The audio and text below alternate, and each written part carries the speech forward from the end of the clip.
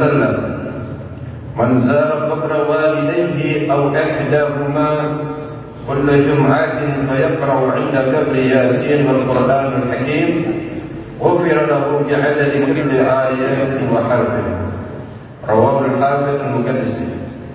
وقد ورد من قرأ عند قبر والديه الفاتحة وقل هو الله أحد 7 مرات نور الله قبورهما إلى يوم القيامة. وقال رسول الله صلى الله عليه وسلم: من مر على مقابر وقرأ قل هو الله أحد 11 مرة ثم وهب أجره لأموات عطي من الأجر بعدد الأموات. Sadaq Rasulul Karim. Hadirin yang dimuliakan oleh Allah Subhanahu wa taala, apa yang menjadikan kita untuk selalu ingat kepada akhirat itu merupakan satu wasilah perantara menyemangati atau membangkitkan daripada semangat kita untuk membangun masa depan yang lebih baik, masa depan yang lebih bahagia di alam akhirat. Salah satunya apa yang dikatakan oleh baginda Nabi Muhammad SAW, kita dianjurkan untuk sering-sering ziarah kubur. Kenapa kita dianjurkan untuk ziarah kubur? Supaya orang yang hidup tidak lupa bahwasanya suatu saat dia juga akan dikuburkan. Jadi jangan lupa, karena manusia kalau dilihat di dalam kehidupan dunia ini yang melupakan begitu banyak, khususnya mengenai urusan duniawiyah. Kalau sudah bergelimang dan urusan dengan duniawiyah itu, maka bisa dipastikan manusia itu kesibukannya siang dan malam untuk mencari kebahagiaan di dunia dan lupa dengan kebahagiaannya di akhirat. Maka untuk itulah Rasulullah SAW sendiri berziarah kubur. Sebagaimana ada satu keutamaan orang yang ziarah kubur di sini. Rasulullah SAW bersabda: "Man zara qabra walidayhi." Barang siapa yang berziarah, nyekar, atau juga dia mendatangi kuburan orang tuanya yang sudah meninggal, pastinya. Tapi kalau masih hidup, beruntunglah, karena dia masih memiliki jalan menuju surganya Allah Subhanahu wa taala. Itu ada kuncinya yang membuka baginya. Sebab kalau sudah orang tua itu meninggal dunia, maka di situ pembuktian bagi seorang anak. Kalau memang anak itu dihitung sebagai anak yang berbakti, dia tidak akan melupakan orang tuanya. Karena semasa hidup cuma hanya sekedar dia basa-basi, atau dia cuma sekedar untuk menampakkan baktinya dia kepada orang tuanya di hadapan orang lain. Namun setelah meninggal, pembuktian yang sebenarnya itu, karena tidak ada di hadapannya. Sekarang yang berhadapan di hadapannya itu adalah kuburan. Dan itu jarang sekali orang yang sudah melazimkan atau menziarahi orang tuanya. Terlebih lagi kalau sudah meninggal dunia, ibaratnya dia membuang begitu saja seperti bangkai. Dan itu sering terulang diucapkan oleh Habib Sa'id Asy-Syadzili. Ya. Kedurhakaan anak itu terlihat setelah sepeninggal orang tua. Karena di situ Rasulullah sudah mengatakan nilai ketaatan dan kesolehan anak itu bagaimana dia tidak melupakan orang tua. Rasulullah mengatakan wal waladu salih alladhi yad'ulah, salah satunya ada 3 yang tidak akan terputus: anak yang soleh yang mendoakan. Tidak mungkin anak yang tidak soleh dia akan mendoakan, pasti dia akan melupakan. Tapi Rasulullah SAW sudah memastikan kalau anak-anak itu soleh, dia tidak akan melupakan orang tua yang mendoakan. Minimal dia mendoakan di dalam selesai sholatnya, setelah selesai sholat dia mendoakan Rabbighfirli wa liwalidayya warhamhuma kama rabbayani shaghira. Itu minimal yang sudah diajarkan oleh guru-guru kita di madrasah, di pesantren dan yang lainnya, supaya terikat, terhubung dan ditulis kita sebagai anak yang berbakti kepada kedua orang tua. Dan ulama subhanallah ingin memberikan satu faedah supaya kita juga mendapatkan faedah itu. Kalau orang setelah selesai adzan itu doa yang biasa kita baca, Allahumma rabb hadhihi da'wati tammah wa sadril kalimah sayyidina Muhammadin wasilatul huda wa syarafil darajatil 'aliyatil fiha wa ba'ath maqaman mahmud alladhi wa'atahu ya rahman. Baca Rabbighfirli wa liwalidayya Rabbighfirli wa liwalidayya Rabbighfirli wa liwalidayya Rabbighfirli wa liwalidayya Rabbighfirli wa liwalidayya dimakani. Orang yang mengamalkan ini, dia akan ditulis sebagai anak yang berbakti kepada kedua orang tuanya. Jadi faedah manfaat itu begitu banyak, tinggal kita mau mengamalkan atau tidak. Ada riwayat hadis yang lain, ada seorang anak yang durhaka, namun setelah meninggal orang tuanya dia menyesal. Tapi penyesalannya bagaimana? Orang tuanya sudah meninggal, tidak bisa meminta maaf. Dia berziarah setiap Jumat ke kuburan orang tuanya, maka ditulis anak itu sebagai anak yang soleh. Subhanallah, Allah Ta'ala Maha Pemurah, pengasih kepada hamba-hamba. Masih ada kesempatan untuk berziarah, maka berziarah. Di sini Rasulullah juga mengatakan man zara qabra walidayhi, siapa yang berziarah ke kuburan orang tuanya, au ihdahuma, atau salah satu dari keduanya yang meninggal, enggak tahu itu ibunya atau bapaknya. Kulla Jumat, setiap hari Jumat. Kenapa hari Jumat? Karena hari Jumat ini hari yang memang dikhususkan untuk berziarah kepada orang-orang yang sudah meninggal.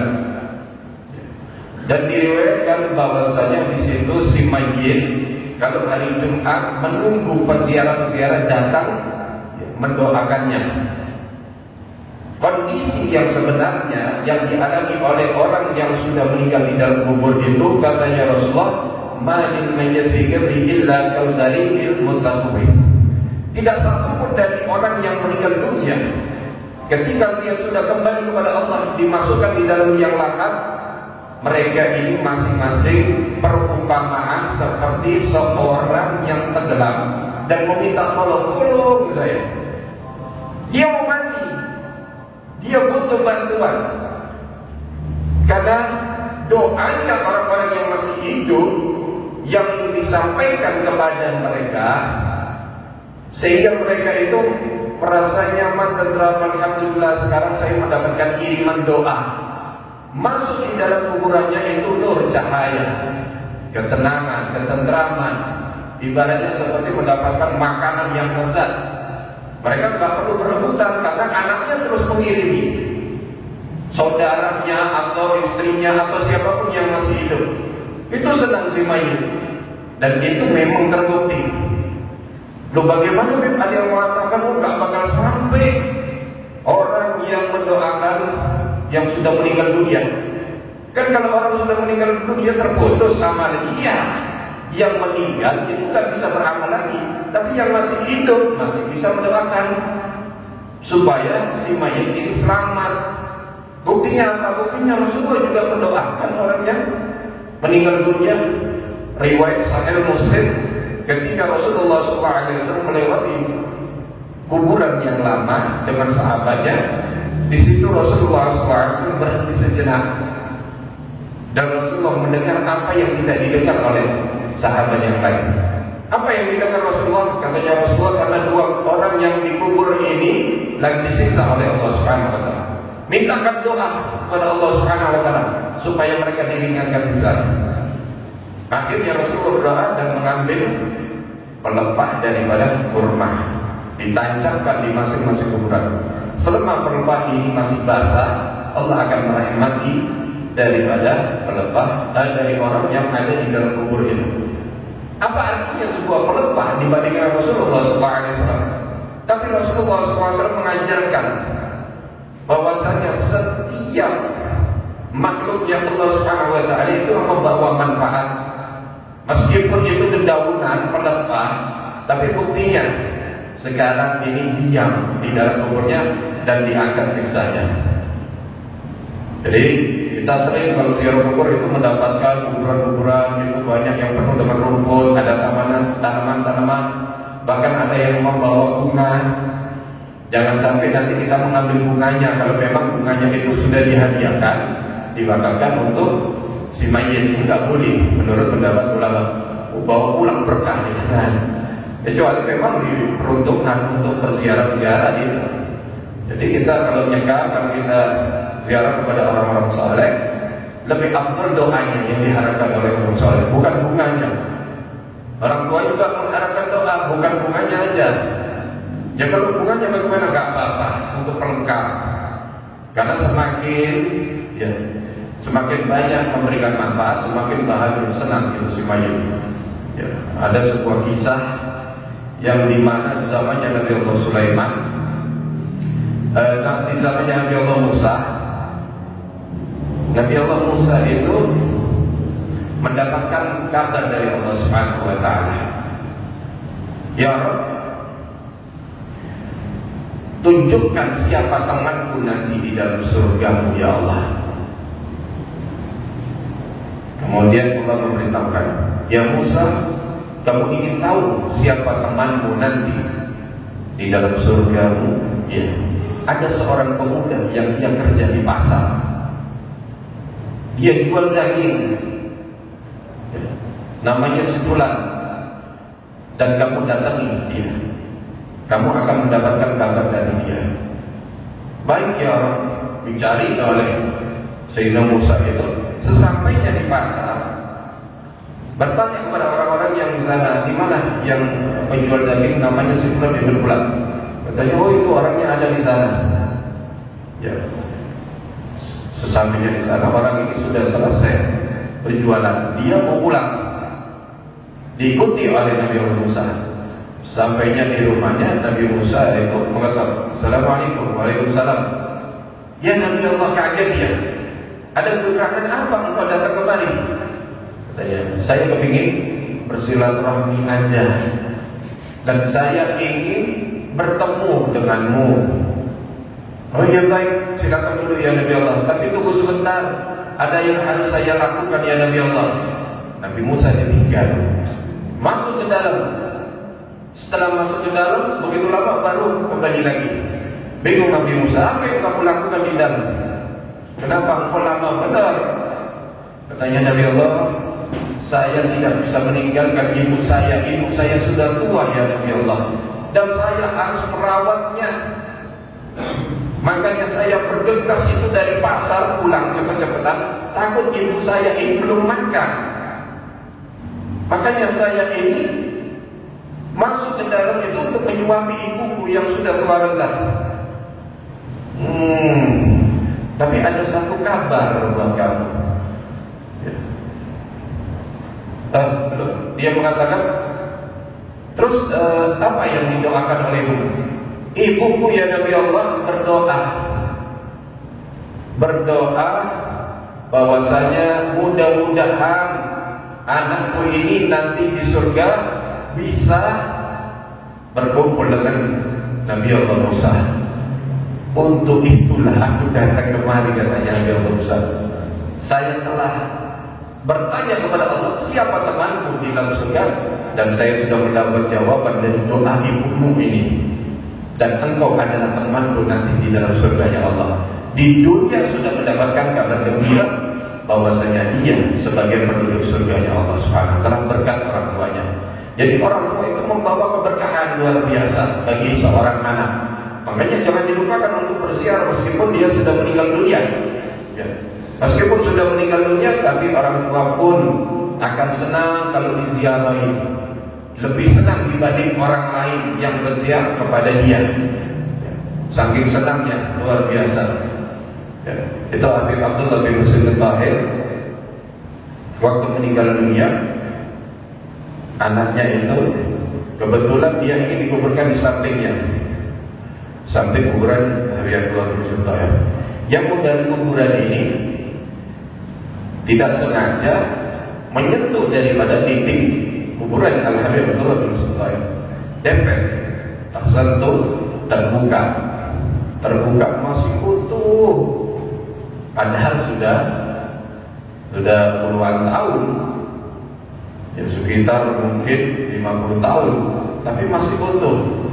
Kemudian dicium tangannya itu oleh penggali kubur ini. Ya Allah, subhanallah, sudah ditutup kembali, tapi runtuh lagi tanah itu. Ditutup kembali, runtuh lagi. Berulang kali, gak mau, seakan-akan jangan dibikin dinding pemisah antara aku dengan anakku. Biarkan aku ini seakan-akan memeluk daripada anakku. Sayangnya luar biasa kepada anak itu orang tua meskipun sudah meninggal dunia. Jadi tetap memiliki kasih sayang, perhatian penuh.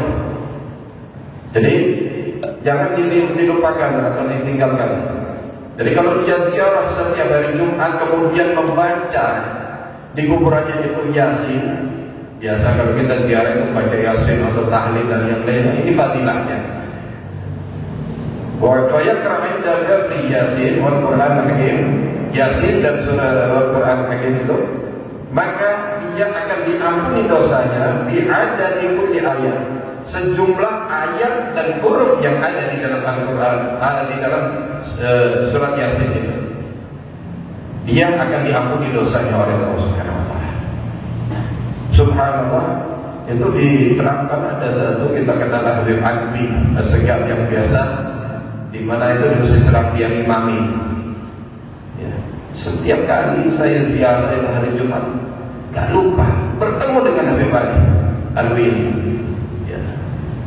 Tapi dia akhirnya bertanya, gimana kabar orang tuamu? Baik. Padahal dia sudah tahu meninggal. Ya Habib tapi sudah meninggal lama. Ini kok ya, selama anak itu menziarahi orang tuanya, dia akan merasa bahagia, senang. Makanya saya tanya kepada Allah, gimana kabar orang tua? Masya Allah, kalau Habib Ali ini nggak diragukan. Dia tiap hari pagi duduk membawa Al-Quran, ya, membaca Al-Quran di kuburan orang tuanya. Itu tiap pagi di kuburan itu. Subhanallah, dia sekarang sudah menikmati, ya, dia sebagai anak yang saleh. Masya Allah, luar biasa. Jadi itu banyak orang-orang dulu yang kita ketahui, yang kita kenal. Maka karena itulah beruntung orang yang menziarahi kuburan orang tuanya itu. Maka warada man qara'a inda qabri walidayhi Al-Fatihah. Siapa yang membaca di sisi kuburan orang tuanya Al-Fatihah wa qul huwallahu ahad dan surat qul huwallahu ahad sab'a marrat. Sab'a marrat 7 kali. Nomor 20 ila yaumil qiyamah. Allah akan menerangi kuburan keduanya orang tua tersebut sampai hari kiamat. Manfaatnya surat Al-Fatihah dan Al-Ikhlas. Jadi membaca surat Al-Fatihah dan surat Al-Ikhlas 7 kali, Allah akan menerangi kuburan kedua orang tuanya itu sampai yaumil qiyamah. Wakala Rasulullah SAW, man marra ala maqabri wa qara'a qul huwallahu ahad 11 marrah thumma wahaba ajrul amwat. Siapa yang melewati kuburan dan yang membaca qul huwallahu ahad 11 kali, kemudian dihadiahkan wahaba ajrul amwat untuk orang-orang yang sudah meninggal. Berarti di sini ada jalur hadis sendiri bahwasanya di situ pahala pasti diterima. Sebab Rasulullah menganjurkan untuk menghadiahkan menghadiahkan pahala itu kepada orang-orang yang sudah meninggal. Wa utiya min ajr, dan akan diberikan dari pahala bi'adadil amwat, sejumlah orang yang meninggal dunia. Ya, jangan dilakukan lagi. Ya, fadilah keutamaan orang-orang yang menghadiahkan Terus apa yang kalau sudah kita hadiahkan itu kita nggak dapatkan pahala? Nah, tetap mendapatkan pahala. Jadi jangan khawatir, Allah Subhanahu wa Ta'ala tidak seperti kita membagi kemudian nggak dapatkan bagian. Enggak. Justru yang dia mendoakan, dia juga akan mendapatkan pahalanya juga. Dua-duanya akan mendapatkan. Maka karena itulah orang-orang yang berziarah ini memang dianjurkan. Dan di dalam Al-Quran juga Allah mengingatkan alhaakumut takatsur hatta zurtumul maqabir, sampai engkau berziarah kuburan, artinya sampai meninggal dunia. Kalimat itu ditulis hatta zurtumul, bukan hatta ja'akumul maut mungkin. Enggak, tapi Allah mengatakan hatta zurtumul, sampai engkau berziarah maqabir, kuburan-kuburan. Jadi ziarah kuburan itu sebelum kita dikubur itu lebih ditekankan, karena mengingatkan akhirat. Rasulullah yang malu kebaki, mau mendoakan orang-orang ahli bagi al-gharqad, beruntung orang-orang yang dikubur di baki. Ya, mudah-mudahan bisa dikubur di baki. Mau dikubur baki cepat, didoakan bareng-bareng. Ya, nggak mau sekarang, nanti aja belum waktunya. Saya masih kepingin kawin lagi. Jangan mikir kawin lagi, saya pengen kaya, ya kepingin lagi. Enggak, yang penting bisa dekat dengan Nabi Muhammad, sudah itu paling istimewa. Siapa yang gak kepingin? Dahulu itu ada anak yang Syekh Abdul Rahman An-Nibai kan pernah menceritakan itu, saking rindunya, kangennya sama Rasulullah, anak yang kecil ini ingin juga berangkat ke Madinah. Berangkat ke Madinah, tapi dia masuk di dalam gerobak itu dan dia bersembunyi dalam peti supaya tidak diketahui, dilarang oleh Syekh Abdul Rahman An-Nibai karena dia sudah rindu yang kepada Rasulullah. Hilang rasa lapar, hilang rasa capek, nggak tahu. Tiba-tiba sesampainya di kota Madinah, ya Syekh Abdul Rahman An-Nibai mau buka, ada anak kecil itu. Ini nama Bandung. Kamu kok ikut ke sini? Iya, saya sudah rindu dengan Rasulullah. Saya nggak bisa jauh dari Rasulullah, saya kepingin dekat dengan Rasulullah. Anak kecil, artinya polos. Akhirnya tidak seberapa lama meninggal dunia itu anak. Dikubur, dibagi, tapi kuburannya agak jauh. Ya. Sudah ditandai oleh Syekh Abdul Rahman An-Nibai. Waktu setelah selesai melakukan umrah dan haji, kembali lagi ke Madinah ini. Melihat kuburan anak itu, nggak tahunya kuburan anak itu bergeser ingin mendekat kepada kuburannya Nabi Muhammad SAW, dibagi itu. Tapi posisinya masih dibagi, tapi nggak posisi yang agak jauh yang dia tahu waktu dikebumikan. Subhanallah, kaget, menangis itu anak saya berhamdulillah. Ini anak kecil kok sampai rindunya, inginnya dia bersama Rasulullah, mengorbankan nyawanya supaya kita tahu bahwasanya disitulah kecintaan butuh pengorbanan. Jadi dibagi itu apakah semuanya orang-orang saleh? Insya Allah. Tapi kalau memang itu orang yang tidak pantas, nggak semuanya orang pantas dikubur di bagi, ada. Karena Madinah yang dikatakan oleh Rasulullah, inna hadal tayyib yanfi khabathaha kama yanfi khabathal kim. Madinah ini Taibah itu akan dibersihkan dari kotorannya. Enggak ada orang yang dia tinggal di Madinah kecuali orang-orang itu yang pantas. Kalau orang ini memang enggak pantas untuk tinggal di Madinah, akan dikeluarkan dari kota Madinah. Dikeluarkan. Ada seorang yang mu'alim istiqamah, Habib Salim Asy'ari cerita itu, orang yang sholat 5 waktu dan dia ngaji di Masjid Nabawi, rutin dia selama puluhan tahun. Suatu saat meninggal dunia, ketika meninggal dunia dibawa di pekuburan bagi. Pekuburan bagi kan banyak sahabat. Namanya orang kalau sudah meninggal itu kan kepingin kuburannya dekat dengan orang soleh, kepercikan daripada ya, keberkahannya. Ini juga jangan diragukan, dibagi itu kuburan saya sahabat. Sayyidina Utsman di situ, Sayyidina Aisyah di situ, Sayyidina Fatimah, kemudian Sayyidina Hasan, Sayyidina Abbas, dan sahabat-sahabat yang lainnya banyak. Makanya ini juga dikubur dibagi. Setelah digali semuanya, orang-orang yang hadir itu kemudian diarahkan. Namanya orang sudah meninggal itu diarahkan ke kiblat, dan ini wajib diarahkan ke kiblat. Setelah diarahkan ke kiblat, langsung membalik secara otomatis membelakangi kiblat. Kaget orang itu, dibalikkan paksa lagi, mengarah ke kiblat, membalik lagi. Kaget orang-orang, wah ini ada apa ini? Akhirnya dibalikkan lagi, diganjel pakai kayu atau pakai batu, tetap kalah, membalik lagi. Berarti ini alhamdulillah suul khatimah. Padahal dia 5 waktu di Masjid Nabawi. Dia termasuk orang-orang yang menjaga sholat 5 waktu. Kemudian dia membaca Al-Quran di sana. Apa sih penyebabnya orang ini gak mau dia dihadapkan kiblat? Dan ini sudah bisa dipastikan orang ini suul khatimah, alhamdulillah. Akhirnya tanya kepada ulama, bagaimana sekarang memposisikan? Sudah, itu memang yang diinginkan oleh Allah. Biarkan dia dikubur sebagaimana adanya itu. Kemudian dikubur sudah, nggak bisa, soalnya dihadapkan kembali lagi membelakangi kiblat. Setelah dikubur, bertanya orang-orang ini kepada istrinya, saya mau bertanya kepada engkau, ada satu kejadian diceritakan sama orang yang menggali kubur dan orang-orang sekitar itu.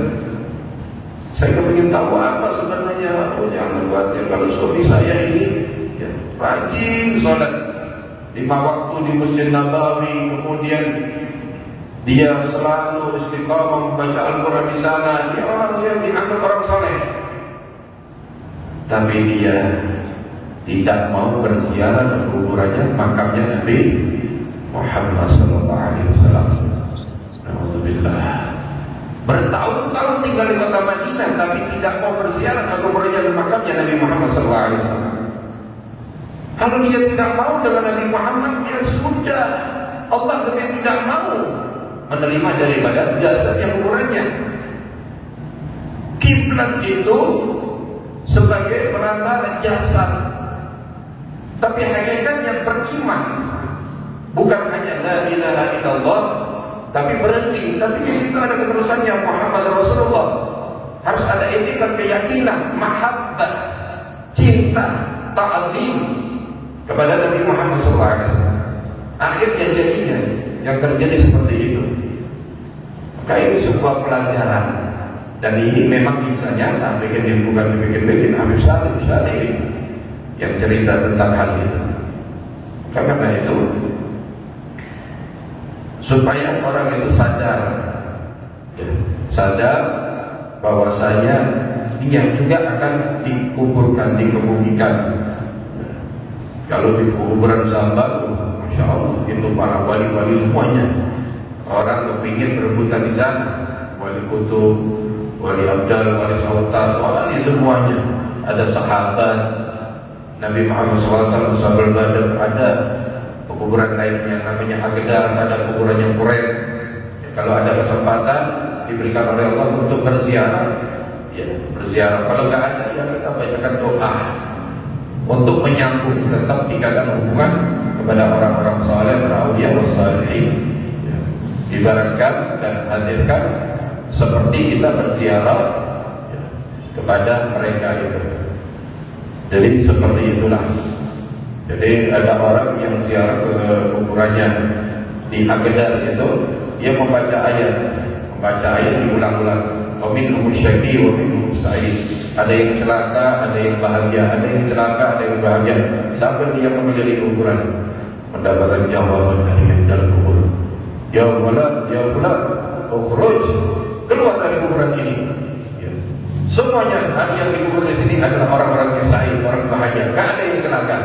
Akhirnya, marhaba, kubur ya, ya ini kuburannya wali. Ya, ya. Makanya itu banyak di situ, masya Allah. Maka tentang hal-hal seperti itu. Ini adalah karamah yang memang Allah Subhanahu wa taala berikan. Ada yang masih waktu digali itu masih utuh, kelihatan dia duduk di atas singgasana dari emas, dari mewah itu. Orang yang menggali kaget, kok dia punya singgasana di dalam kubur, dia duduk. Ya, katanya yang di dalam kubur sebut dia nggak usah dikabarkan yang lain. Ceritanya Habib Umar bin Hafid waktu itu di Jalsa, orang yang menggali kubur di Salban ini, yang lihat orangnya lagi duduk di dalam hari kaget. Jangan bilang orang lain sudah tutup lagi sudah, tutup lagi. Akhirnya karena dia sudah nggak kuat, setelah beberapa hari dia cerita, sudah dikasih tahu jangan bilang orang lain. Kalau kamu bilang kepada orang lain, kuburmu nggak bakal panjang, meninggal dunia. Cerita dia, besoknya mati. Ya itu sebagai pengalaman dari orang-orang yang pernah menggali, dan bisa dipastikan semuanya itu kebanyakan utuh di sana itu. Makanya nggak cukup perlu perluasan. Kemarin diperluas lagi, ya. Karena memang kebanyakan hafizul Quran, menghafal Al-Quran, ya, para ulama saleh. Subhanallah, sebuah pelajaran dan nikmat. Apalagi kuburannya itu sebenarnya orang-orang saleh. Kepingin jangan sampai alhamdulillah kuburannya di sebelahnya koruptor. Pejabat itu kepingin, hati-hati. Jangan dikira di dunia aja bisa dihormati, lain lagi urusannya di alam kuburan. Dipenuhi sama malaikat, dia terasa juga. Alhamdulillah. Ini artis, ini idola saya, orang kafir. Alhamdulillah, panas kamu dalam kubur, terbakar terus. Orang yang meninggalkan sholat, begitu panas. Makanya nggak boleh orang kafir, orang yang meninggalkan sholat itu dikubur di kuburan atau pemakaman orang muslim, nggak boleh. Harus dikuburkan di luar. Itu pendapat daripada Imam Ahmad, nggak boleh di kuburan orang muslim, orang yang meninggalkan sholat. Gak boleh. Orang kafir sudah jelas gak boleh campur, karena memang kasihan, terganggu. Orang-orang yang sudah mendapatkan nikmat kubur sekarang panasnya terasa, dibakar di dalam kubur itu. Maka ini harus kita hati-hati. Kemudian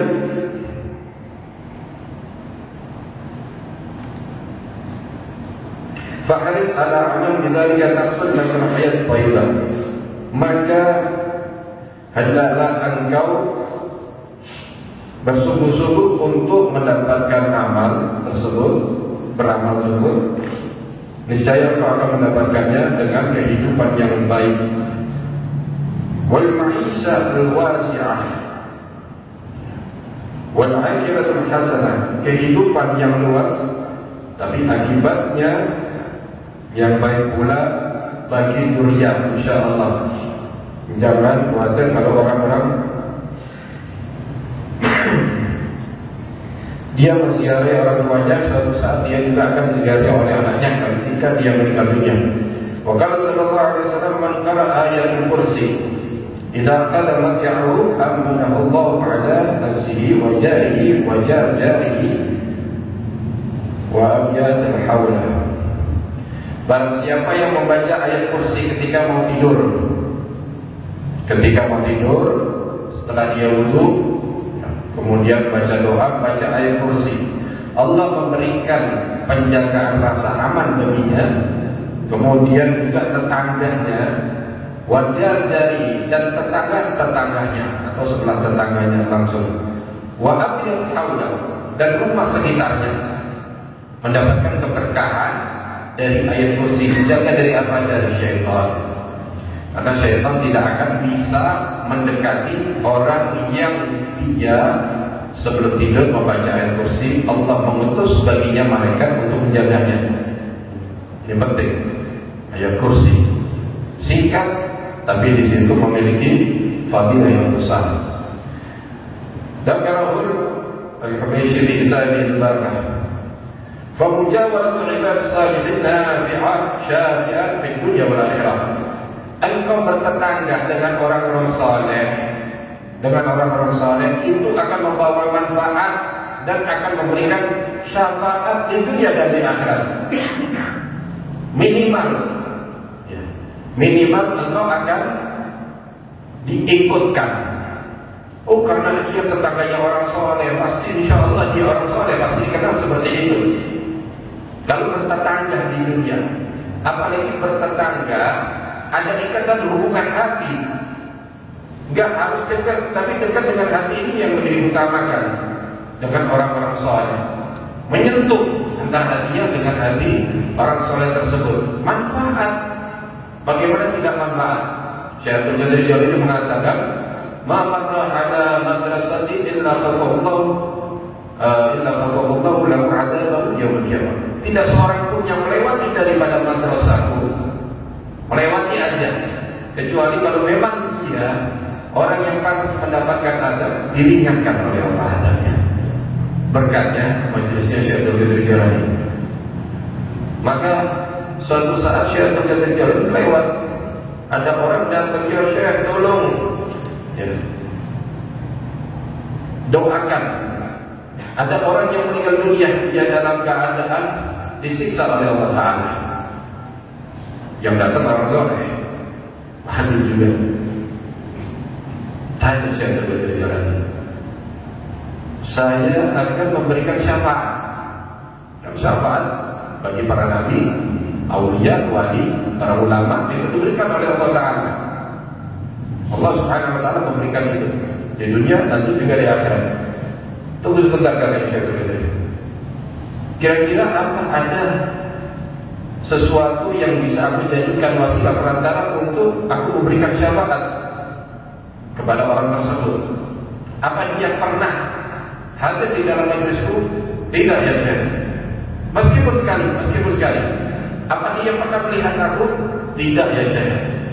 Wah, ini orang apa ya? Orang nggak pernah hadir majlisnya padahal Syekh Abdul Qadir Jailani. Kadang ya seperti itu. Banyak orang semasa hidupnya dia nggak kenal dan dia tidak mau hadir. Tapi nggak ada aja nggak dikenal semasa hidupnya. Ditarik pun, padahal tinggal di situ banyak para wali, tapi nggak kenal. Yang kenal cuma beberapa orang sampai meninggal dunia, baru orang tahu semuanya, kemasyhurannya, kewaliannya luar biasa. Akhirnya ya sudah kalau begitu, apa orang itu juga pernah dia melihat daripada salah satu muridku dan yang lain? Tidak ya Syekh. Orang ini sudah jauh dari orang-orang yang lain. Baik kalau begitu, tapi apa yang bisa aku jadikan dia sebagai wasilah kepada Allah? Aku memintakan doa supaya orang itu diampuni oleh Allah Subhanahu Wa Ta'ala. Tapi ya saya tunggu, dia pernah melihat debu yang dimana pernah engkau melewati daripada tempat ini, kudamu itu. Jadi melihat debunya itu aja, katanya saya sudah cukup itu, jadikan wasilah. Aku akan minta kepada Allah, siapapun orang yang memiliki hubungan dengan aku akan memberikan syafaatnya, dan aku akan mengambil tangannya siapapun yang cinta juga kepada aku, kata saya itu sampai yaumil qiyamah. Oh, jangkauannya luas. Ini seorang wali Allah Subhanahu Wa Ta'ala memberikan khususiyah. Jadi hal-hal seperti ini supaya kita tahu, jangan sampai dikatakan oh ini khurafat ya. Namanya orang yang tidak mengenal dari syariat itu begitu dalam dan mempelajarinya, akhirnya mudah mengeklaim. Ini jangan-jangan cerita-cerita dusta, cerita-cerita mengada-ada, ya khurafat. Tapi itu kenyataannya, memang kenyataannya. Karena itulah ini yang mudah-mudahan kita mendapatkan berkatnya syafaatnya para aulia wassalihin. Kama dalam fi hadis wa syahid.